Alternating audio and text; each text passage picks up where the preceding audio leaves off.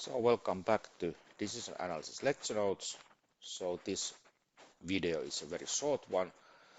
Here we just look at the solution of the Sophie sophomore problem. It's called this section 2 in chapter 5 called sensitivity analysis. And there we look at the Sophie sophomore decision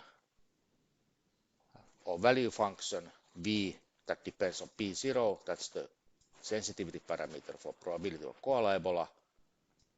And W, this is the weight, how these V1 and V2 or the scaled versions of V1 and V2 are combined.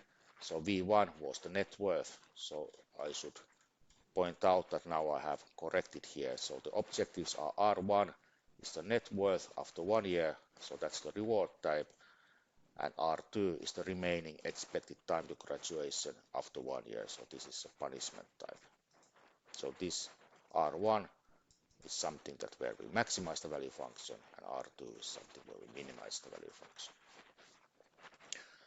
And these were the reward matrices or decision matrices. As I said, I tried to make the numbers as reasonable as possible. So the problem is that if these numbers are not reasonable, then the analysis is not reasonable, and vice versa. Of course, we are using expected value rule. So these are the value functions V1 and V2, and they also depend on the parameter P0. And then here is the joint value function. So W1 is the weight for net worth, 1 minus W1, the remaining weight is for expected time to graduation.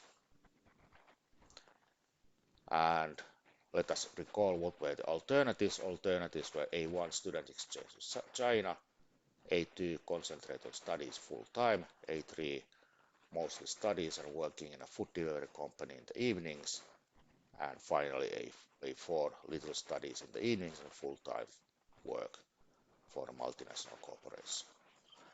And then there is in the future video lectures we will look at appendix A, where there's M file example underscore so.m, where this picture is calculated. Now we just look at the pictures and analyze a little bit. So after running this M file, you will get the following picture.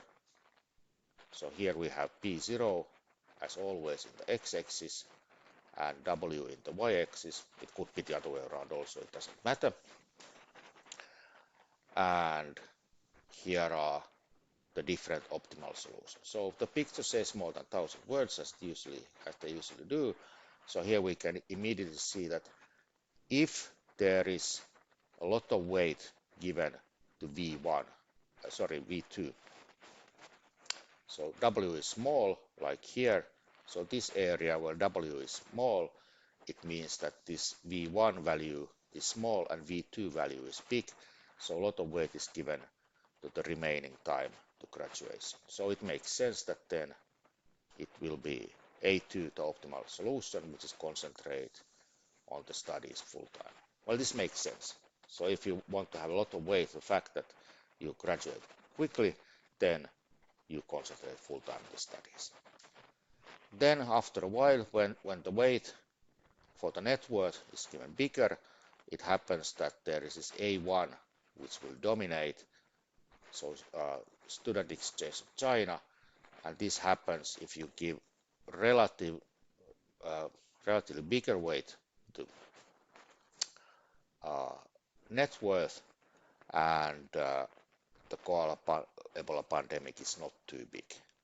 So this is mainly the reason that you get, for example, the 5,000 euros scholarship to go to China, and then the living costs in China are smaller. Then there is this A3, mostly studying and working in a food delivery company in the evenings. So this happens basically when the koala Ebola pandemic probability is high, and this makes sense because then you have usually the universities in distant teaching.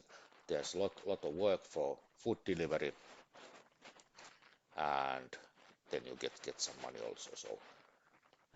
So if you have enough weight for the net worth and the core Ebola is almost sure, then you should work for food delivery company and do some studies. And finally, the full-time work in a multinational corporation is optimal if you put a lot of weight for the net worth, makes sense, and also the Koala Ebola pandemic is small. And the idea why it has to be small is if it's big, then there is, for example, especially in these recess scenarios, you get laid off very easily. So if there is a pandemic and the world economy is recess, you get fired, and then you are left with nothing basically. All right, so that was the solution to this problem. So I emphasize, for example, for your assignment also, your solution to the problem will be a sensitivity picture and then small text like this, an analysis of what does this picture means. But of course, you can reasonable person can just read the picture without words, but it's still good to have some words to explain the picture. So this was this short video now, and see you in next teaching videos. Bye.